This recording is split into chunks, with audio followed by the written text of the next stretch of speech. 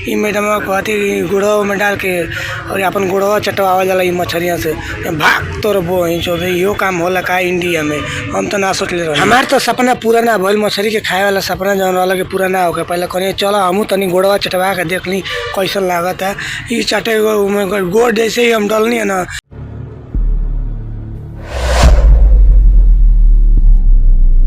आज का सुबह हमारा स्टार्ट होता है सेव खैला से। हम सुबह सेव खाए लगनी, खा के कहनी कि नाश्ता कैले सेव से बढ़िया रही हमारे दिन। पूरा 3 दिन गाँव फरोला के बाद हमनी के पहुँच गए विजयवाड़ा। और विजयवाड़ा अला के बाद चारों ओर देखा था तो सारे विजयवाड़ा का नज़ारा कुछ और ही अलग दिखाई देता है। और हमारा ये देख के खूब मन खुशी भैया। बहुत बढ़िया बढ़िया सामान देखे के मिलता है, आँखी के बहुत खुश मिलता है। हमारा आँख जब हमार लाड़ दिमागे खराब हो गए है तो स्कैनर देख के कहनी एक पैसा डाले के बाद सारा कर पहुँचे तो हमारे देखिए दिमाग खराब हो। पहला बार देखा तनी इतना बड़ा हई देखल तो हम का देखा तनी बेरा हम कहा कौन लोकेशन पर बानी कर बोच तो हई इंजन डेमो ट्रेन रखा के रखले बस भोसड़ी वाला हमारा के जाए के मिलत नहीं के माँ कसम से दिमाग खराब हो गए। बैठल बैठल गाड़ के एकदम हवा खराब हो गया गाड़ पीछे से बाकी जौन लीक करता है। अब हम का बताइए कहनी के कि डेमो दिखावा था तो हमारा दिमाग तो खराब। भाई कहता है कि हम वो लोग बना ले कहीं तू हित बना लो का करब बनेबो ना तो जेब कहाँ। ये हम लोग कहें नागालैंड के हमारे दोस्त हम लोग कहता हम तार संग वहीं बड़ा चल हमारे पूछ छोड़ के नावे नहीं खेलता कहीं हम स्टेशन पावे तो रूम लेकर सूते ना जानी। हम कहे से कि हम घूरे फिरे वाला आदमी है भाई। हम इन्होंने देखत रहे कि कहीं कुछ लॉ में तो मिलत नहीं के ना कहीं घूमते घूमते कुछ बढ़िया सामान मिल जाला जैसे कि खाए हुए के बिरयानी टिरयानी। यही चक्कर में हम घूमत रहे नहीं कहे से कि भूख तो लागल बस हमारा के घूमते घूमते हई मछली पर नजर पड़ल। हमके देख के तो मुँह में एकदम पानी हरा हरा चूहे लागल। कहनी कि ए बार तो मजा आई कहनी कि यही में से मरवा के और ये आधा किलो लेके जाई मस्त फ्राई करके कहनी कि खाई तो खूब मजा लगी। तो लोग पता चला था कि सारा खाए वाला मछली ना आई। सॉरी हमारे के तो देखिए के सुनिए के बतिया एकदम दिमाग खराब हो गया। ई मैडम कहती गुड़वा में डाल के और अपन गुड़वा चटवावल जाला ई मछरिया से।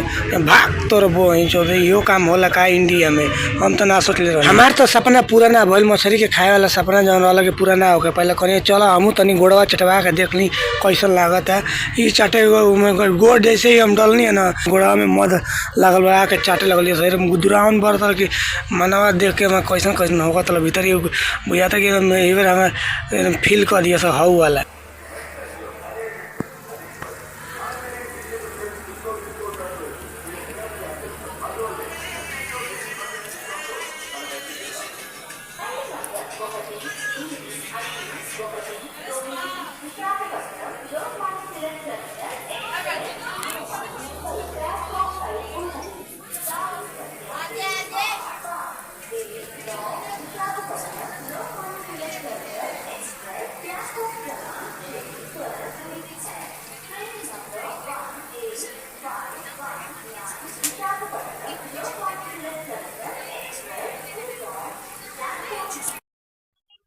देखल तो हम लोग भाई लोग कितना बढ़िया से हमारे गोड़ चढ़ता है मछली बाड़ी से जौन के गोड़ धोता है ना चढ़ता है। हमको कुछ समझ में कभी का कल चाहता है हमारे संगवा में गोड़ा संगवा कहीं के संख्या जौन बा कि जौन ढेर बटल ही बा लेकिन कहीं के दहिया बढ़ रही तो सारा हमके खा जीते यहाँ हमके विजयवाड़ा में खा जीती सब मछली है करीब हमके का कहीं हमको बुझाते नहीं कि वो इतना खाऊ खाऊ खाऊ खाऊ खाता है ना कि जितना स्पीड खाता है ना गोड़ा खत्म हो जाता बोले। लेकिन मुँह अभी चोट बा वो के धराते ना हो बस बुझाता कि चाटता है तो दिमागे खराब हो जाता है। अब गुजरावनो वही हिसाब से बढ़ा था ना। अब क्या बताए तो हम लोग एगो मेहरारू गुजरा लोग से खतरनाक गुजरान बढ़ता है।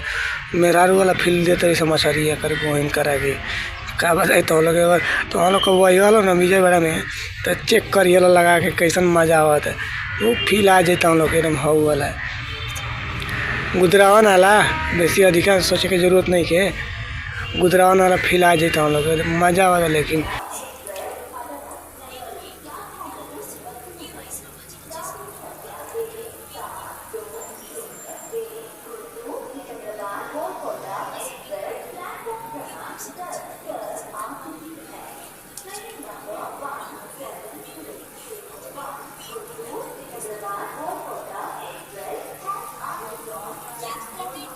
तो दोस्तों आज के वो लोग हमारे कैसे लगल कमेंट करके तो हम लोग बताइए लोग कैसे कि बार तो हम देखो कर लोग का कहनी हो का देखाओ तो हम लोग को मछली से गोड़ चटवाओ तो का एने ओने लड़वा लहसुन सब का करी यार तो ट्राई करके देखा जाला जिंदगी में ना कैले पर तो फिर ठीक ना लगे तो निको के देखल